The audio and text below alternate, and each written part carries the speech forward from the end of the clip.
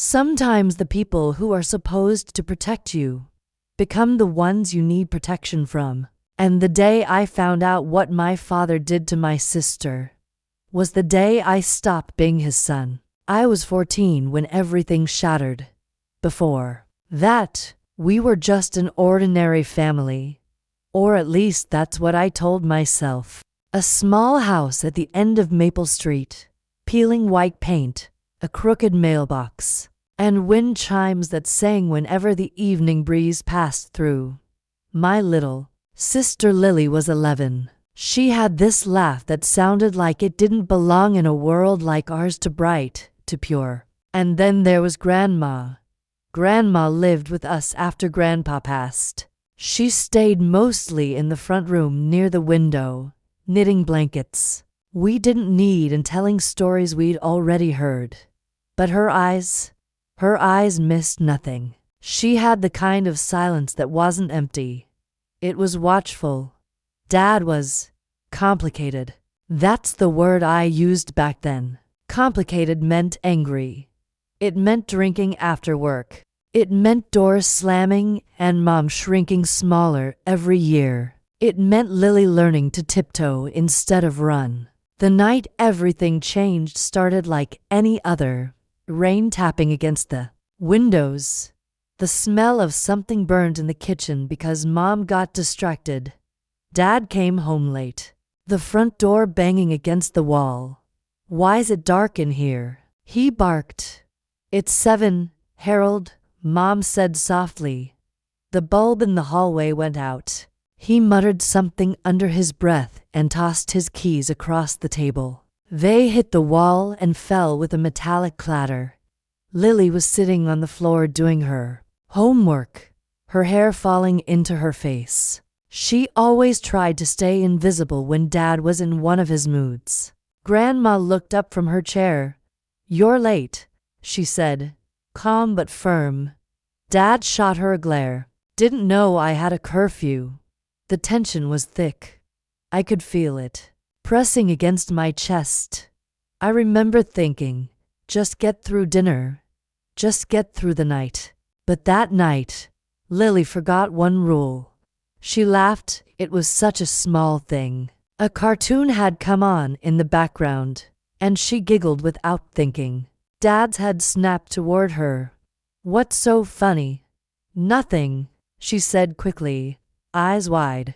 He stood up so fast his chair scraped harshly across the floor. "I asked you something, Harold," Mom whispered.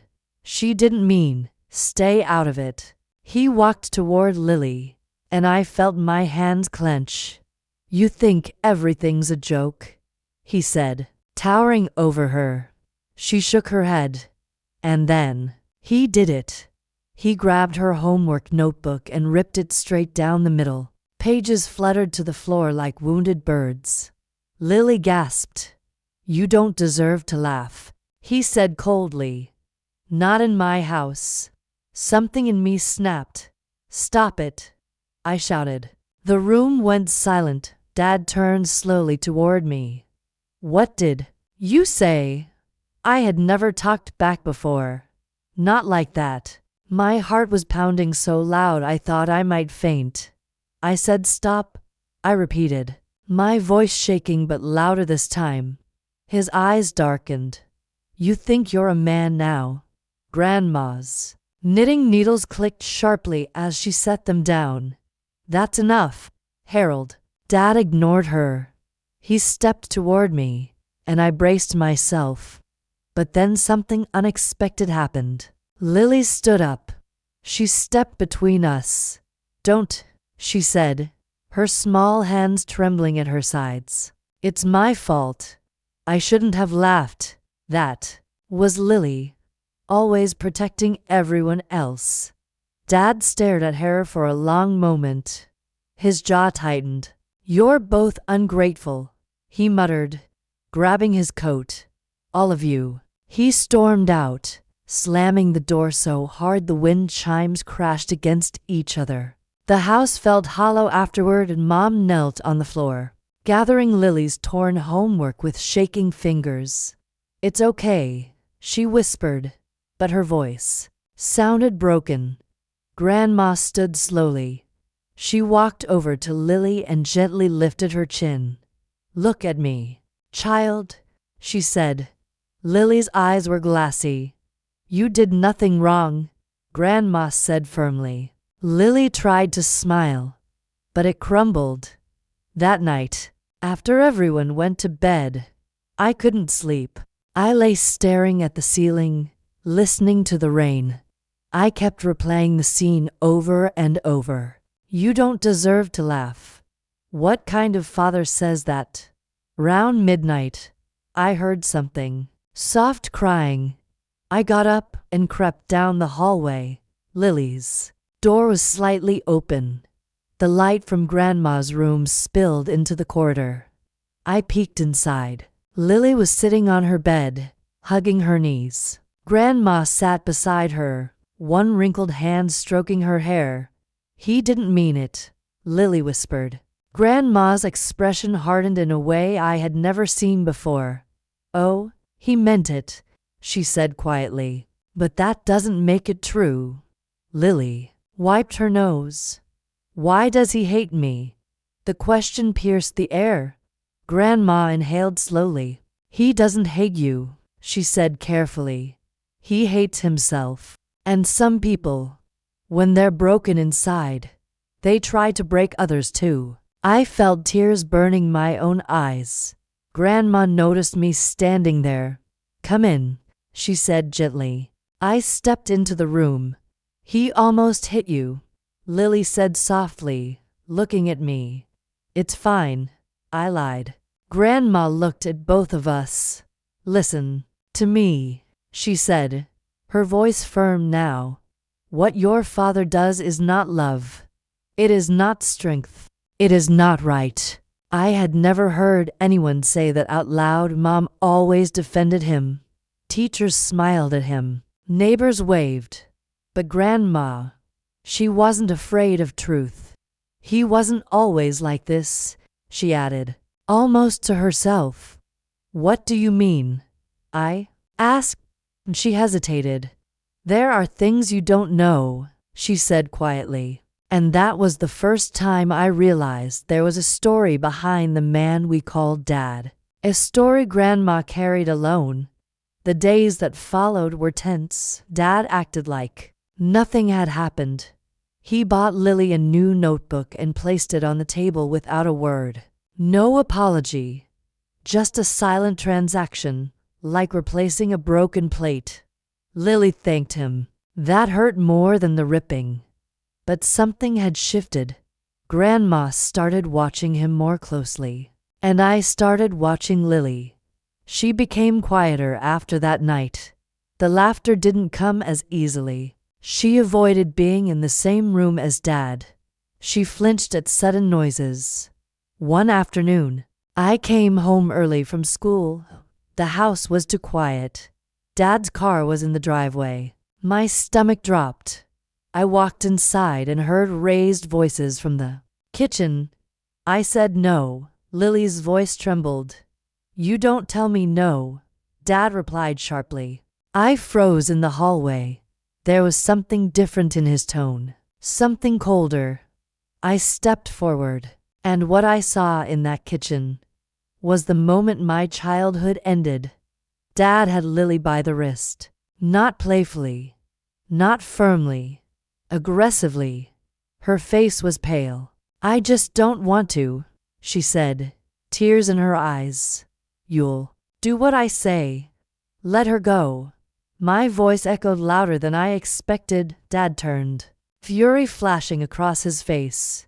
"You're home early. Let her go." For a second, I thought he wouldn't. Then slowly, he released her. Lily ran to me, clutching my arm. "What's going on?" I demanded. "Nothing," Dad said, too quickly. "She's being dramatic." But Lily's hand was shaking against mine. And that's when Grandma walked into the kitchen. She took in the scene with one long, piercing look. "Harold," she said, her voice dangerously calm, What are you doing? Disciplining my child. Grandma stepped closer. By grabbing her. Like that. He didn't answer. The air felt charged, like before a storm. I looked at Lily. Tell me, I whispered. She shook her head slightly. Fear. That's what I saw. Not embarrassment. Not stubbornness, fear. Grandma saw it too. And something changed. In her face. Not sadness, not anger. Resolve. If you ever lay a hand on her like that again, Grandma said slowly, I will make sure the whole town knows exactly who you are. Dad laughed bitterly. You wouldn't dare. Her eyes didn't waver. Try me. For the first time in my life, I saw my father step back, just one step. But it was enough. That night, Lily crawled into my bed. I don't feel safe, she whispered. And neither did I. I didn't know then just how deep the cracks ran. I didn't know the secrets Grandma was holding. And I definitely didn't know that what I had seen in that kitchen was only the beginning. But one thing became painfully clear that day. The man I called Dad was capable of something darker than anger. And my grandmother? She had been waiting for the right moment to expose it. I just didn't know how far she was willing to go. I didn't sleep at all that night. Lily's breathing was uneven beside me, like she was afraid even her dreams might betray her. Every small sound from the hallway made her fingers tighten around my shirt. I stared at the ceiling and listened to the house, the ticking clock in the living room, the hum of the refrigerator, the wind brushing against the siding. Ordinary sounds, but nothing felt ordinary anymore. The next morning, Dad acted like it had never happened. He sat at the kitchen table reading the newspaper, sipping his coffee, calm, composed, like a man who hadn't gripped his daughter's wrist hard enough to leave faint red marks. I saw them when Lily reached for the sugar, thin lines across her skin. My stomach twisted. Grandma saw them too. She didn't say anything at first. She simply walked over, took Lily's hand gently, and turned her wrist slightly toward the light. Her jaw tightened, but her voice remained steady. Go wash up, sweetheart, she told Lily softly. You'll miss the bus. Lily nodded and disappeared down the hall. The silence that followed was suffocating. Dad lowered his newspaper slowly. What? Grandma didn't blink. You're losing control? He gave a short, humorless laugh. You've always thought that. No, she replied. I've always known it. Mom stood at the stove, her back to us. She didn't turn round. That hurt almost as much as anything else. Her silence had become part of the furniture in our house.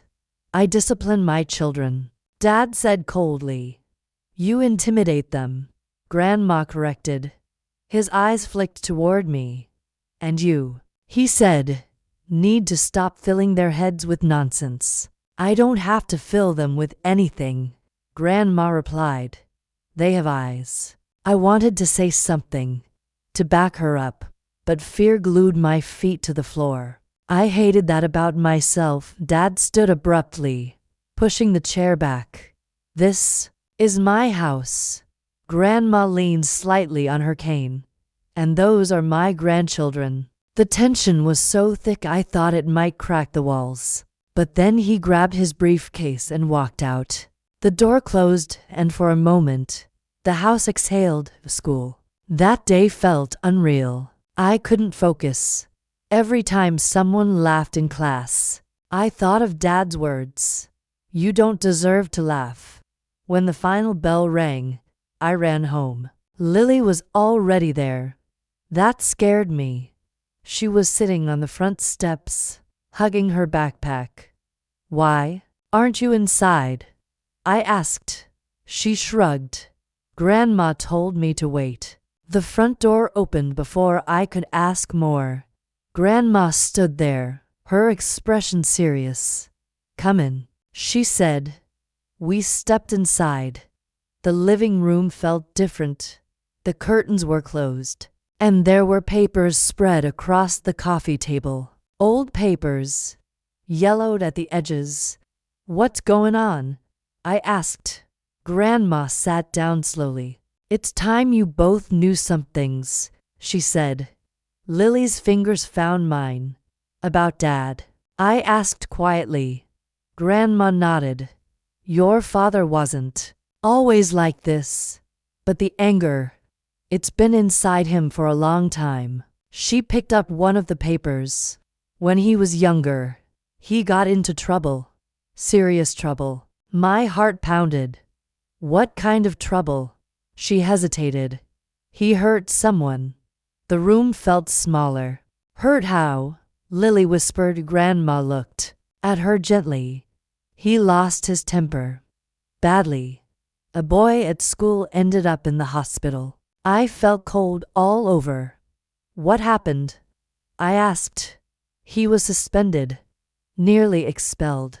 The family didn't press charges because your grandfather paid them off." The words landed like stones. "Paid them off." I repeated.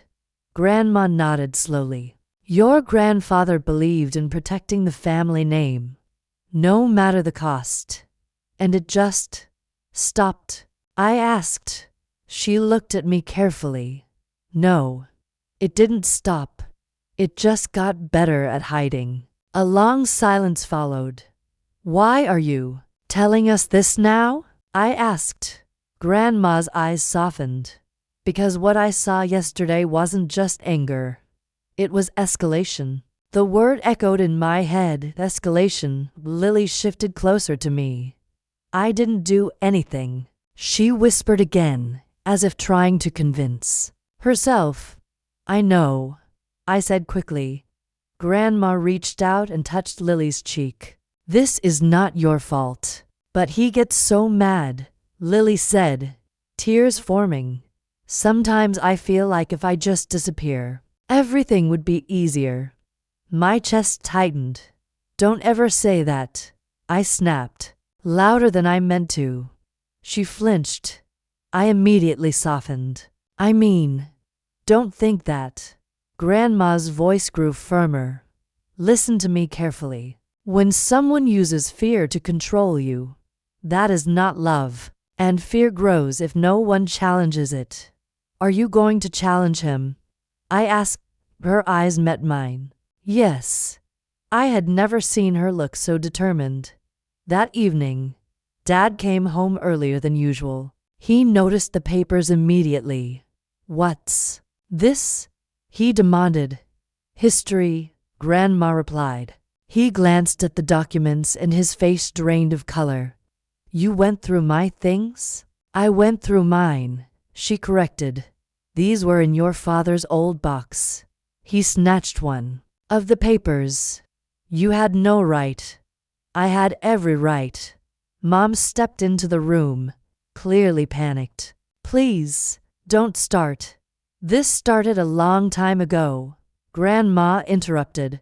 Dad's voice dropped dangerously low. "Put them away." "No." The single word echoed. Lily squeezed my hands so tightly it hurt.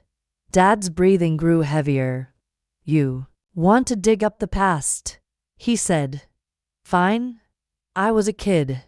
I made a mistake." "You nearly broke that boy's jaw," Grandma said calmly. "Because he laughed at you." Silence. My blood ran cold. Because he laughed. The connection hit me like a slap. Dad's eyes flicked toward Lily for just a fraction of a second.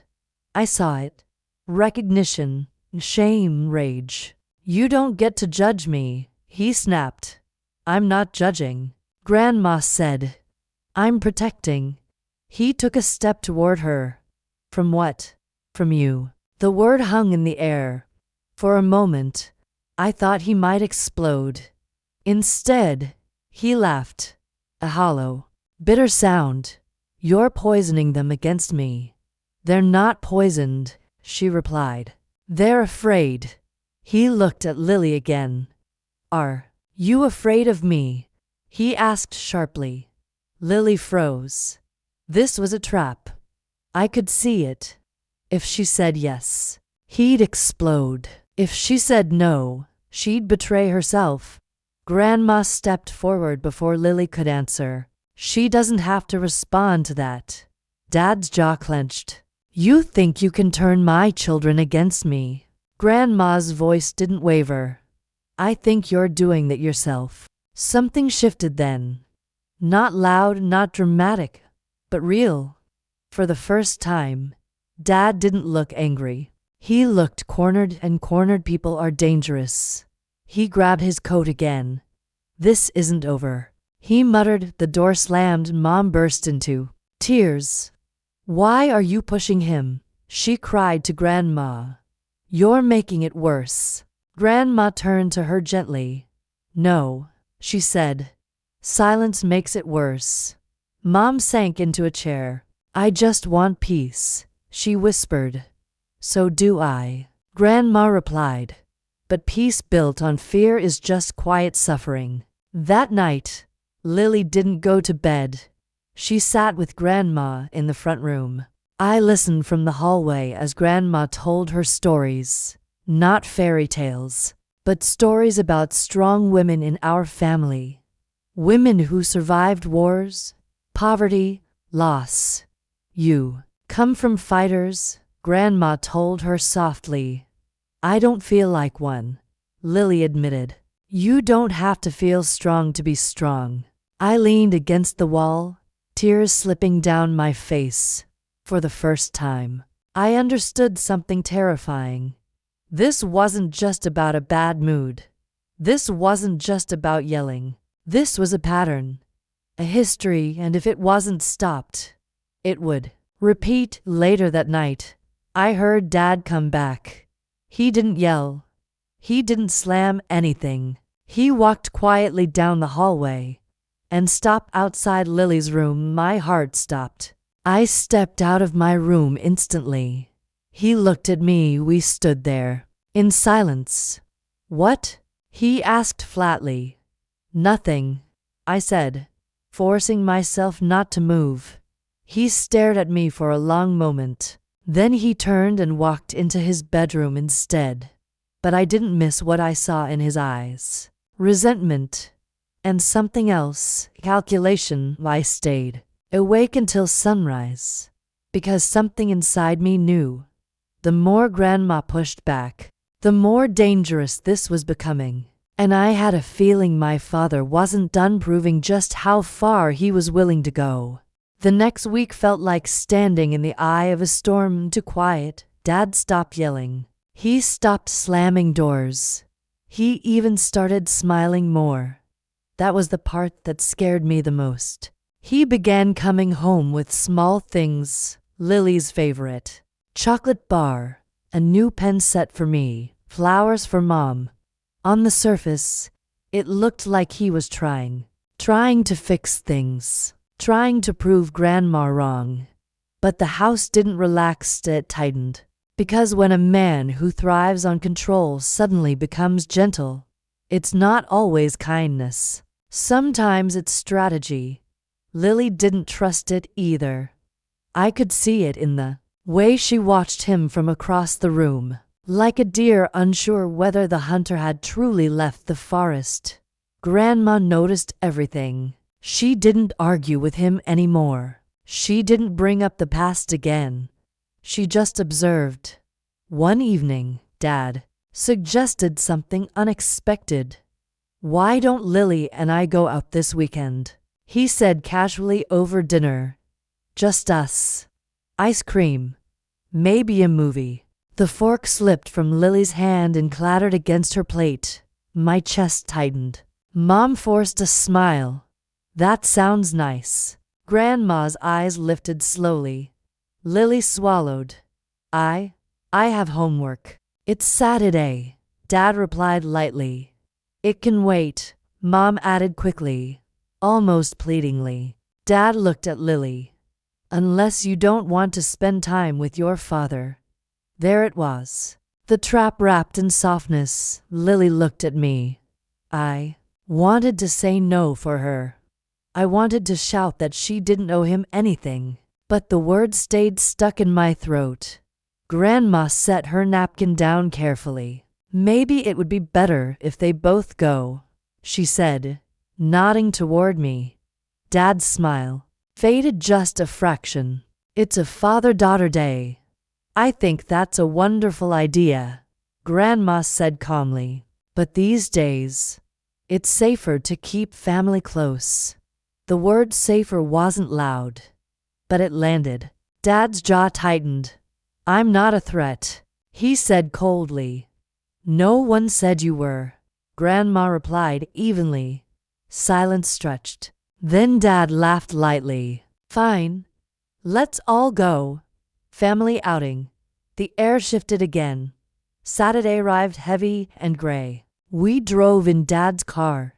The windows were slightly fogged from the cool air outside. Lily sat between me and the door in the back seat, her hands clasped tightly in her lap. Dad hummed along to the radio like everything was normal. We went to a small diner on the edge of town. Red booths, neon signs, the smell of fried food and old coffee. Dad was charming. He joked with the waitress. He teased Lily gently about her milkshake mustache. He even put his arm around her shoulders at one point. I saw her stiffen. You see? He said suddenly, looking at Grandma across the table. This is what a family looks like. Grandma held his gaze. Yes, she said quietly. It is. Her tone made my skin prickle. After the diner, Dad insisted on taking Lily to the arcade next door. You boys can wait, he said, nodding toward me and Grandma. I'll come, I said immediately. He looked annoyed but didn't argue. Inside the arcade, the lights were flashing and loud music filled the air. Kids ran around with tokens and tickets. For a few minutes, Lily almost seemed like herself again. She played a racing game. She laughed, softly at first, then louder. Dad watched her closely. Too closely at one point. He leaned down and whispered something in her ear. Her smile vanished. I saw it happen. I walked over instantly. What did you say? I asked. Dad straightened up. I told her she's getting better at driving. Lily didn't look at me, her hands were shaking. I want to go home, she said suddenly. Dad's expression hardened for a split second, then smoothed out again. Already? He asked lightly. I'm tired. Grandma stepped forward. Then we'll go. The ride home was silent. When we pulled into the driveway, Lily rushed inside without waiting for anyone. I followed her to her room. What did he say? I asked. Softly, she sat on her bed, staring at the wall. He said, I better not embarrass him again. She whispered and my heart pounded. Embarrass him how? She hesitated. He said if I keep acting scared in front of Grandma, people will start asking questions, and that won't be good for anyone. Cold rage flooded through me. He said that. She nodded. And then, he said, her voice cracked. He said families that talk too much sometimes break apart. I clenched my fists. That's a threat. She shook her head quickly. No, he said it nicely. That doesn't make it different. There was a knock at the door. Grandma entered slowly. She took one look at Lily's face and knew. What did he say? She asked. Lily couldn't answer, so I did.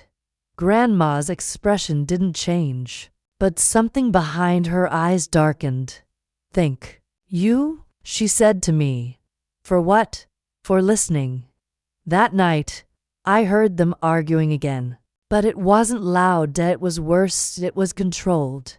You're undermining me, Dad said in a low voice. I'm exposing you, Grandma replied. You think you can just ruin my life. You're ruining it yourself. I haven't done anything, he snapped.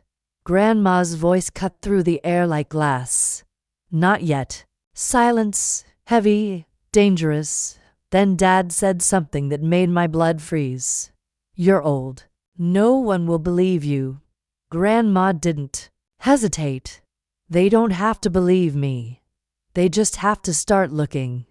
The next morning, something changed. Dad stopped pretending. The charm disappeared. He didn't yell.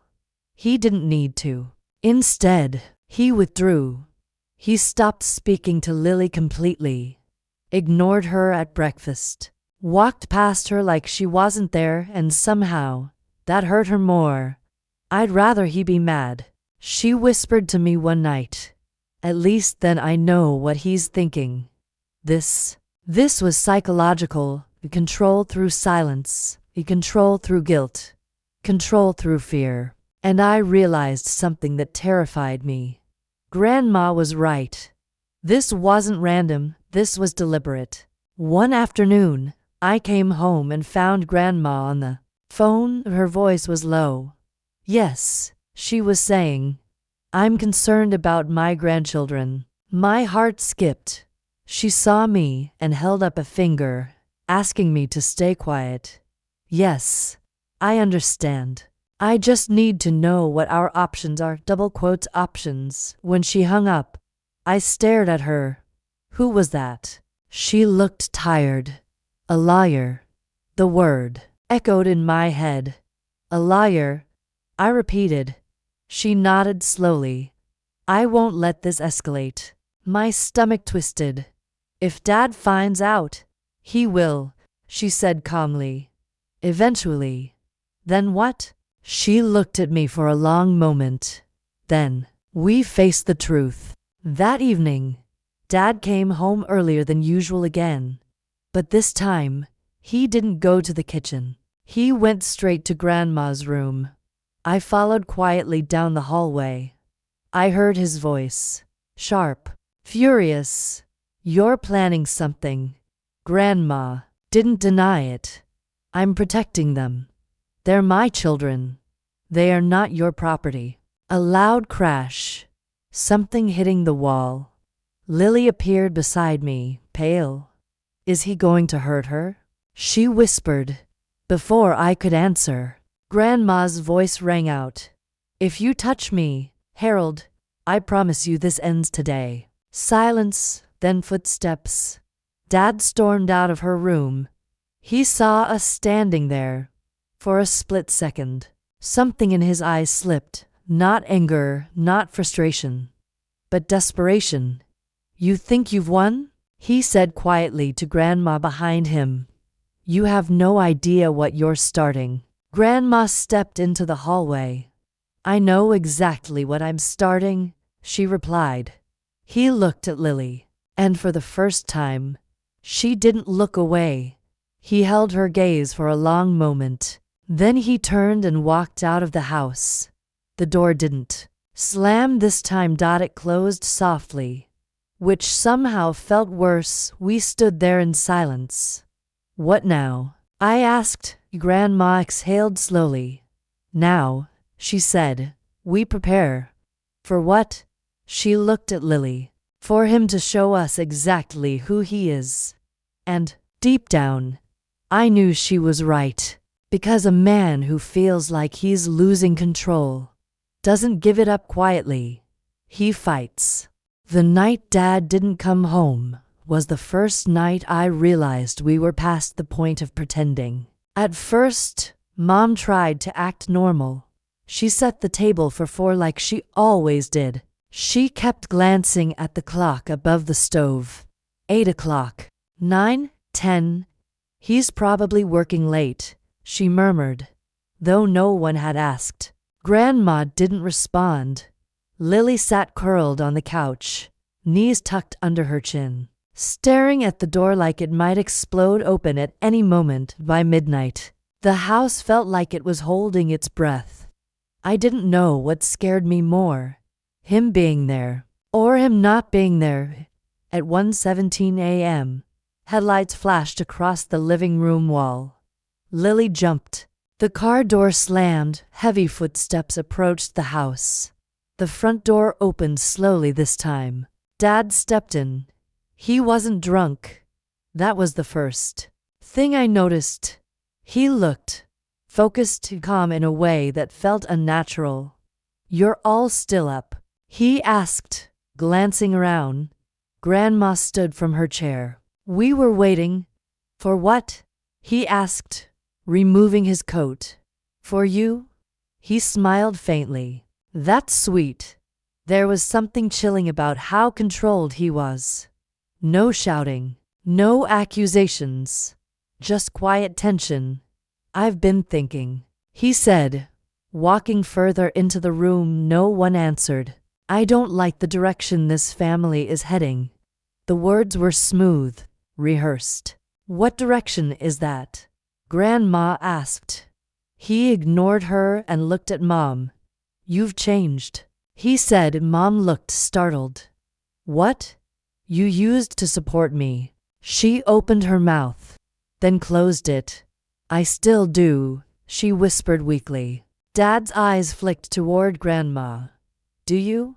The room felt smaller. Grandma stepped forward. "Say what you came to say." Dad inhaled slowly. "I went to see someone tonight," he said. My heart pounded. "A liar."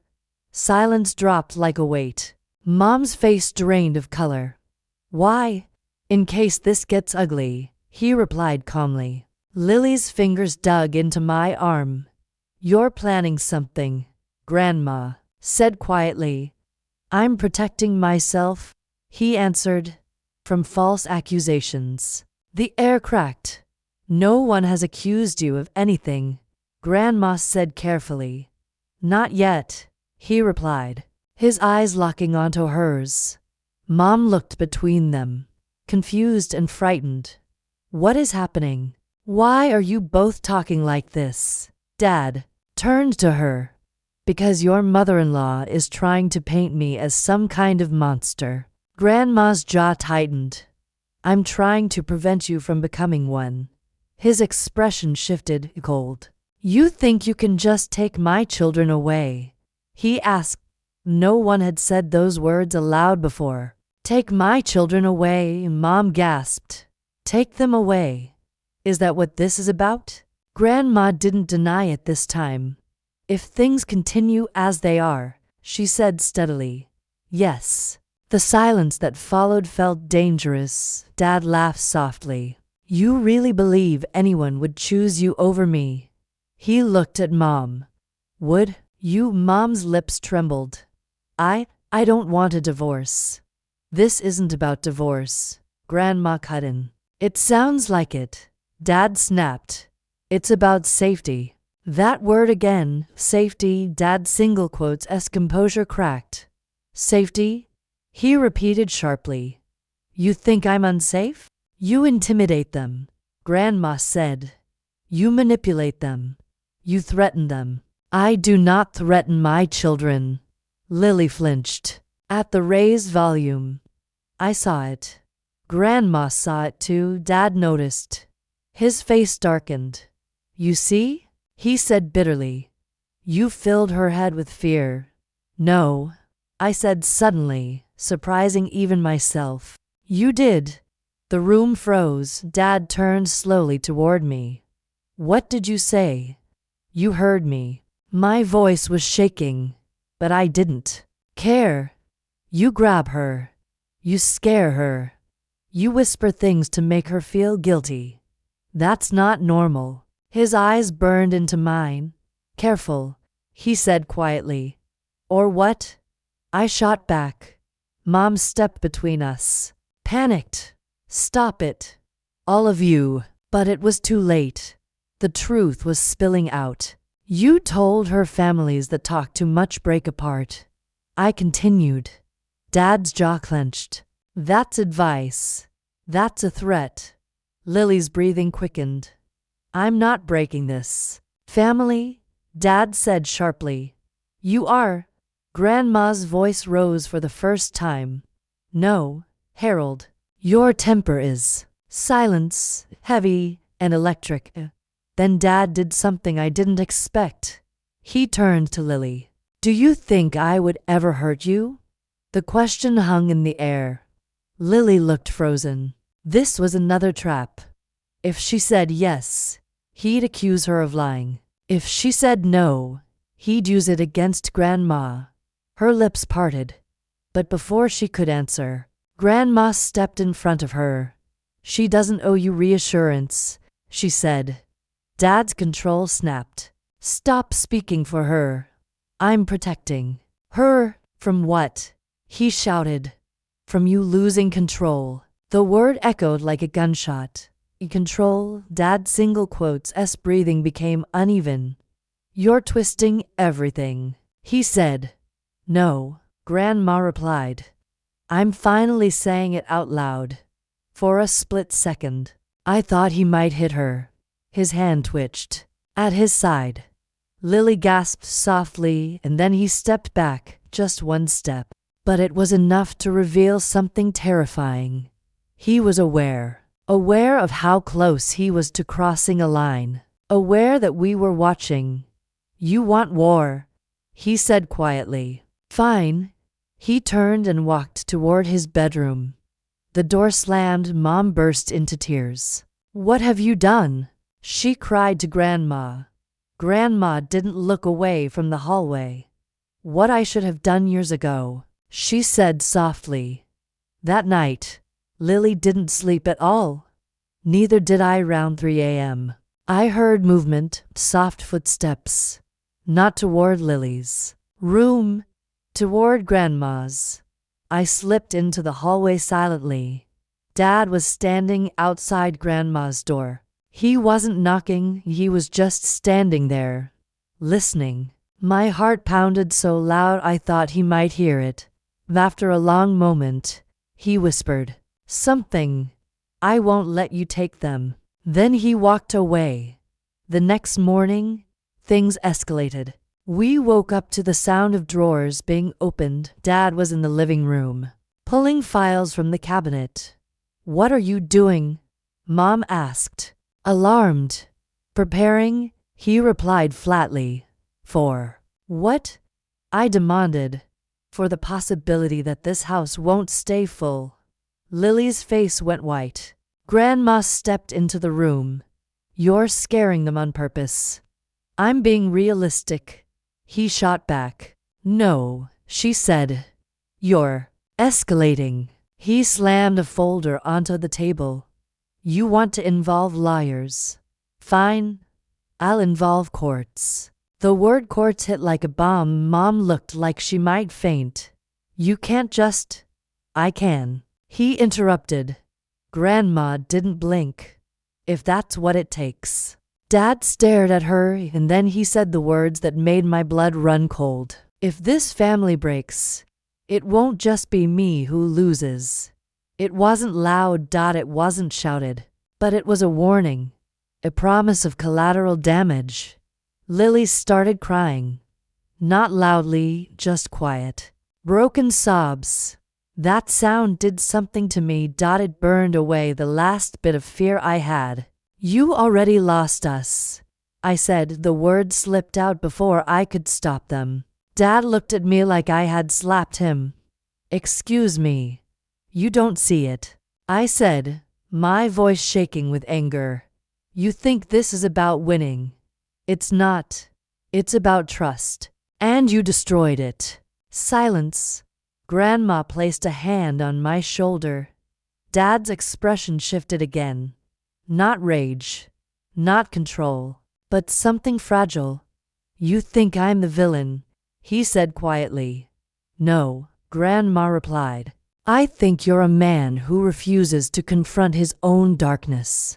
The room felt unbearably still. And then Dad did something none of us expected. He walked out, not slamming the door, not shouting, just walking. Hours passed, evening came.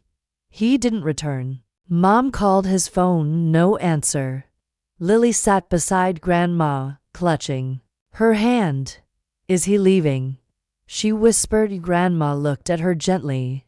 I don't know, But I saw something in her eyes, not fear, not regret, but readiness. Because whatever Dad decided next, whether he fought through courts, whether he tried to manipulate us again, whether he played the victim, one thing was certain. The silence in our house had finally broken. And once truth is spoken out loud, it cannot be shoved back into the dark. When Dad didn't come home the second night, the house felt different, not tense, not explosive, just suspended, like we were standing on the edge of something that couldn't be undone. Mom barely spoke. She moved through the kitchen like a ghost, folding and unfolding the same dish towel over and over again. Lily stayed close to Grandma, almost attached to her side, like if she let go, the ground might disappear beneath her. And me? I kept staring at the front door because whether I hated him or feared him, he was still my father. And part of me still didn't understand how we got here. The third morning, he returned, no headlights in the dark this time, no dramatic entrance, just the sound of a key turning in the lock at 9:12 a.m. We were all in the living room. He walked in slowly. He looked tired, not angry, not triumphant, just worn down. Mom stood up immediately. "Where were you?" "Driving," he said quietly. "For 2 days," she whispered. He didn't answer. His eyes scanned the room and landed on Lily. She stiffened. He noticed, and something inside him seemed to crack. "I'm not going to hurt you," he said suddenly. No one had asked, no one had accused him. But the words hung there, heavy and misplaced. Grandma stood carefully from her chair. "No one said you were," she replied. He looked at her, almost pleading. "You think I don't see it?" he asked. "The way she looks at me." Lily's fingers tightened around Grandma's sweater. "You created that look," Grandma said gently. "Not me." Silence stretched between them. Dad ran a hand over his face. "I never meant for it to get like this." "Then why did it?" I asked. He looked at me, and for the first time in my life, I didn't see dominance in his eyes. I saw confusion. "I don't know," he admitted. The room went still. Those 3 words felt more honest than anything he had said in years. Grandma took a slow step forward. "You lose control when you feel small," she said softly. "You always have." He didn't argue. "When someone laughs," she continued, "you hear mockery. When someone questions you, you hear disrespect. When someone pulls away, you feel abandoned." His jaw tightened slightly. "That's not it." "Is," she interrupted, not cruelly, but firmly. "And instead of facing that fear, you try to dominate it." Mom sat down slowly, as if her legs couldn't hold her. Dad looked at Lily again. "I told you families that talk too much break apart," he said quietly. That wasn't a threat. It felt like one. Lily whispered. Her voice was small, but steady. He closed his eyes for a second. "I was afraid," he admitted. "Of what?" I asked. "Of losing control." There it was again, a control, the thing that had been suffocating us for years. Grandma's voice softened. "You cannot build love on control, Harold." He nodded faintly, like he was hearing it for the first time. "I went to see a lawyer," he said again, "but not to take you away." We all waited. I wanted to know what would happen if you left. Mom inhaled sharply. "You thought I would?" she asked. He looked at her. "I don't know anymore." The honesty was uncomfortable, raw, messy. "Real?" Grandma gestured toward a chair. "Sit down." He hesitated, then he did. For the first time, he sat in the living room not as a ruler, but as a man. "I hurt someone when I was young," he said quietly. You brought that up like it was yesterday. It shaped you, Grandma replied. I hated that boy for laughing at me, he continued. I thought he was humiliating me. Lily swallowed. I wasn't laughing at you, she said softly. His eyes filled with something I had never seen before. Shame. I know, he said. The room felt fragile, like one wrong word could shatter it. You scared me, Lily said, her voice trembling. When you grabbed my wrist, I thought you might hit me. The air stopped moving. Dad's face went pale. I would never. But I thought you might, she interrupted. That hit him harder than any accusation. Because fear doesn't care about intention, only impact. He looked at his hands. They shouldn't be afraid of me, he whispered. No, Grandma said gently. They shouldn't. Silence lingered, then he said something that surprised all of us. I'll go. Mom's head snapped up. What? I'll move out for a while. The words felt unreal. You don't have to. Mom began. Yes, he said firmly, but not angrily. I do. He looked at Lily. If you don't feel safe, then I've already failed.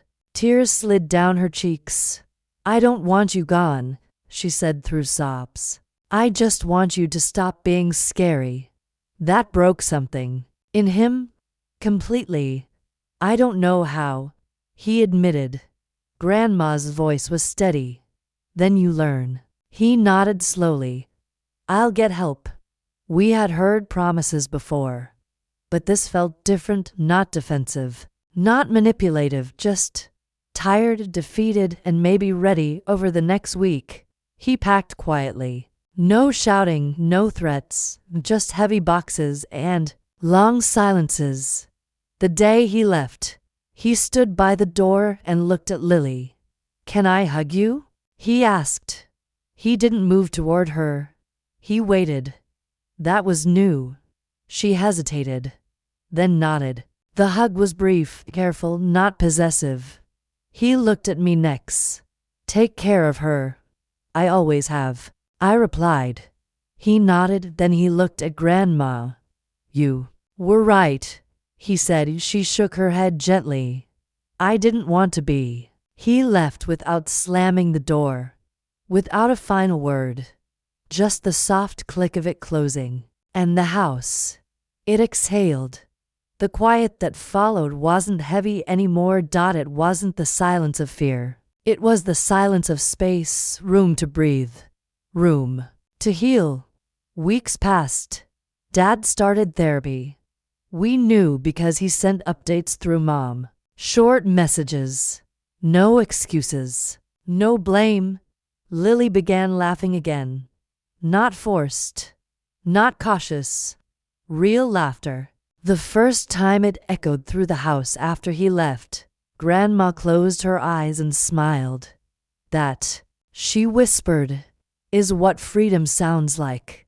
It wasn't a perfect ending. Mom struggled with the separation. I struggled with anger that didn't disappear overnight. Lily still flinched sometimes at loud noises. And Dad, he was no longer in the house.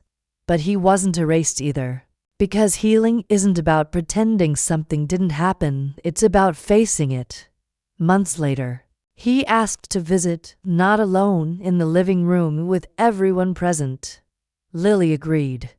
That was the difference now. She had a choice. He walked in slower than before.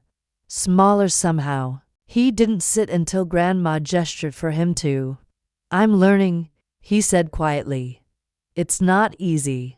It's not supposed to be, Grandma replied. He looked at Lily. I'm sorry. Not defensive. Not conditional, just sorry. She studied him for a long moment. Then she nodded. I know. And that was enough for now. Because forgiveness isn't immediate. Trust isn't automatic. But accountability? That's where it begins. I used to think the worst thing my father ever did was grab my sister's wrist. or threaten our family with silence, or make her feel small. But I was wrong. The worst thing he did was refuse to see the damage. And the bravest thing he ever did was finally choosing to. Grandma once told us that broken people sometimes try to break others. But she also said something else. They can choose to mend. That doesn't erase the cracks, it doesn't undo the fear, but it changes the future. And that's what this became. Not a story about a monster, not a story about destruction, but a story about confrontation, about a grandmother who refused to stay silent, about a sister who found her voice, about a son who stopped being afraid, and about a father who finally understood that love cannot survive where fear lives. The wind chimes still sing outside the house on Maple Street. But now, when Lily laughs, no one tells her she doesn't deserve to. And that changes everything.